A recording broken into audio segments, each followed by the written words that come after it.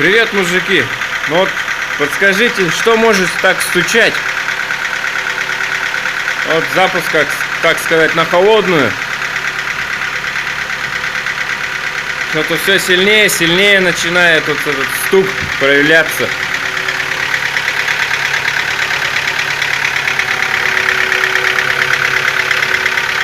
Надеюсь, слышно.